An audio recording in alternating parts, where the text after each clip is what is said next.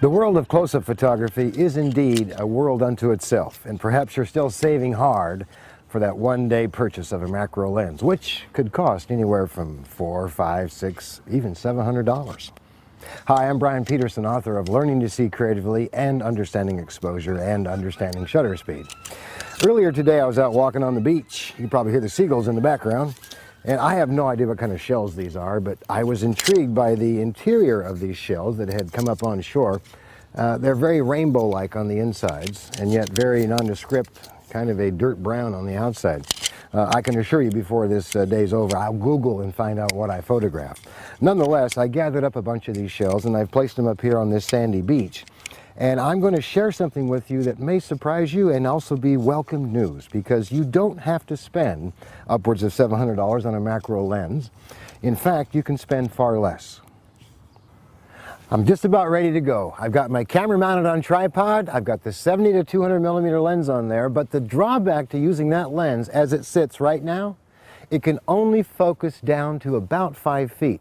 Clearly, as you can possibly see here, I'm much closer than 5 feet to those shells. I'm not going to worry about it though, because I'm about to put on my savior. This is the Canon 500D close-up lens, not to be confused with close-up filters. Close-up filters come in ranges of +1, +2, +4. They're a 3-lens kit. You'll also discover, if you see these in the camera stores, they can be bought for about $30 to $40. Here's my advice: don't buy them. Optically, they're terrible. Just forget about it. It'll frustrate you more than make you happy. The edges will be out of focus more often than not. What you need to do is take some of that macro money you have set aside, or if you haven't began a macro fund, don't go towards the macro and instead take a detour and consider buying the Canon lens, close-up lens 500D. It's about $180 at places like Adorama. Once this lens is on the camera, it will only focus close within a predetermined range, and you'll discover that as you zoom in and out in focus. Depending upon what lens you put it on, I should mention too, Canon recommends only on the telephoto, but truth be told, I've actually used this with great success on my wide angles as well, allowing me to get even closer to foreground interest. Granted, in both cases, with this as well as with the wide angle, you no longer can focus to infinity, but that's hardly an issue when we're speaking about shooting close-ups. So let's go and take a look and see exactly how this plays out. Okay, I've got the filter now in place, and as you may notice, I've got some dappled light coming across some of these shells, and the purpose of my reflector in this case is just to block that light. I want to have a constant open shade.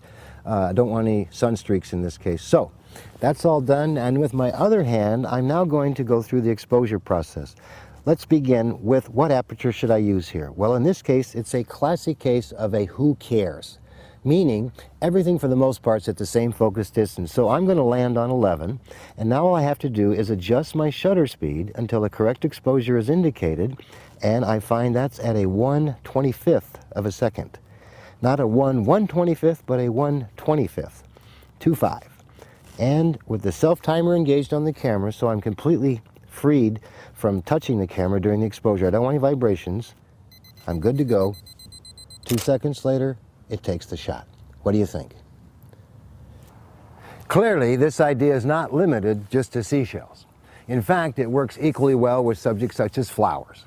Take a look at this first example without the close-up lens, and now take a look at the second example with the addition of the close-up lens.